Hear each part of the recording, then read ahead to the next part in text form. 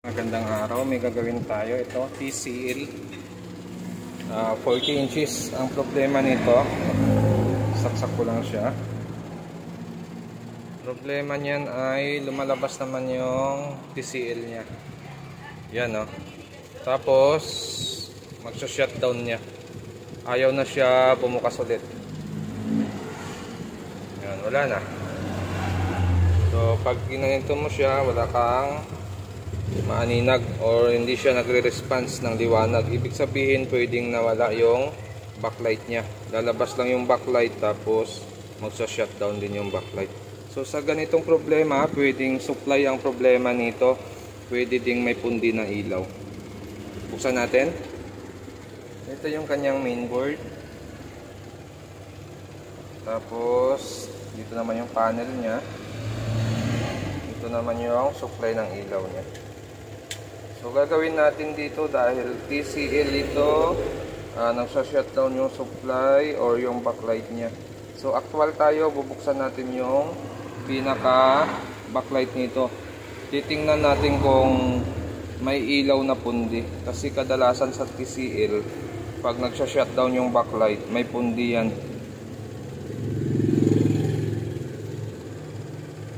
Okay, so dahil gusto ng may-ari dito, repair lang daw muna. Wala daw siya budget para doon sa presyo ng palit lahat ilaw. So gagawin natin dito, kung ano lang yung pundi, yun lang yung papalitan natin. Pero i-modify natin yung supply ng backlight nito. Kasi yung supply nito masyadong mataas para sa backlight nito. Pag hindi mo ni-modify yung supply nito, pwedeng linggo lang or buwan lang, sira na naman yung backlight nito.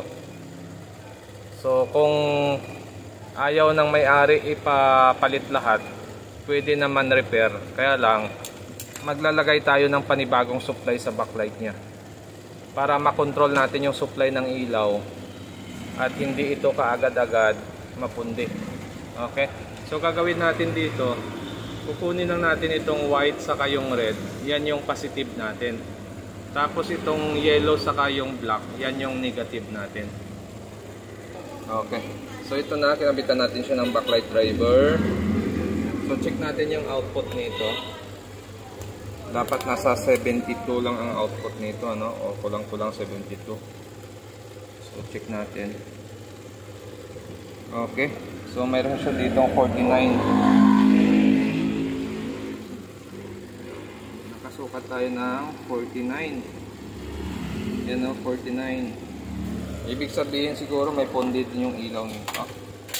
Okay, so makikita dito, ano, dami pala niyang pundi. So itong diretso na ito, isang strip yan, isang diretso yan, dapat ito walang pundi ito. Pero makikita mo may isa na siyang pundi. Tapos may pares pa yan, pwedeng dito yung pares niyan or dito. So pagdating naman sa pares niya, mayroon din itong dalawang pundi. Tapos dito sa kabila, mayroon din dalawang pundi. Tapos yung malala, itong sa taas, isa lang yung umiilaw dito. Yun, isa lang. So halos lahat dito, pundi na, no? 1, 2, 3, 4, 5, 6, 7, 8, 9, 10. So bali 10 na pundi. So malala na rin pala ang pundi ng ilaw nito. Pag ni-repair natin ito, kunti na lang, malaklaki din abutin niya.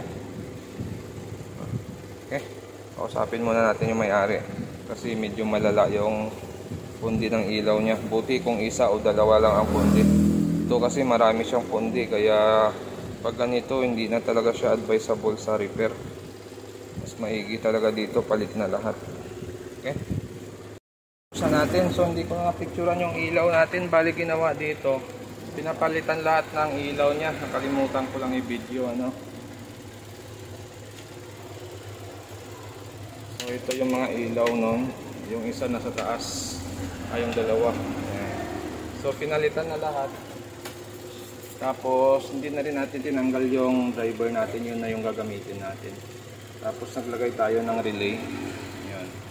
Itong red saka yung white, yan yung fuel ng relay. Itong white saka white sa kabila, yan yung contact ng relay. So ito nakarekta sa 220 or 110 yung input ng ating driver.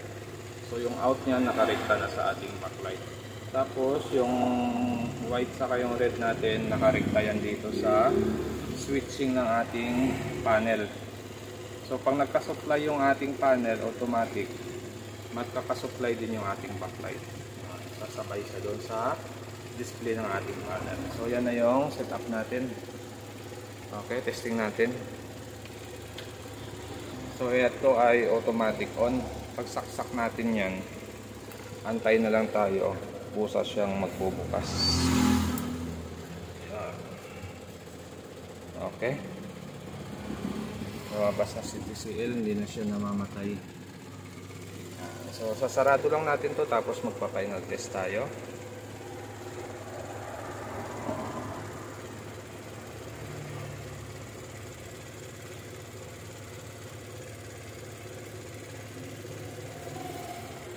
Okay, so ito, final test tayo itong TCL natin. Saksak ko lang siya. So ito ay automatic on naman. Yan. Bumukas na siya.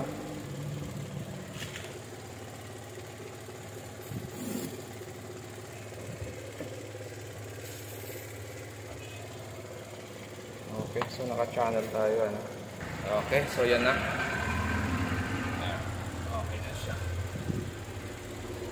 Okay, so ginawa natin dyan ay pinalitan natin lahat ng backlight niya, pero kinonvert pa rin natin yung so okay na. Ito, bali pinalitan natin lahat ng ilaw. So pag ang ilaw nito marami na talagang pundi, kailangan na talaga siyang palitan.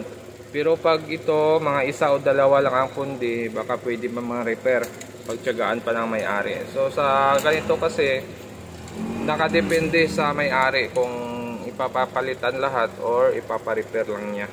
So wala tayong magawa kung gusto ng may-ari i-repair.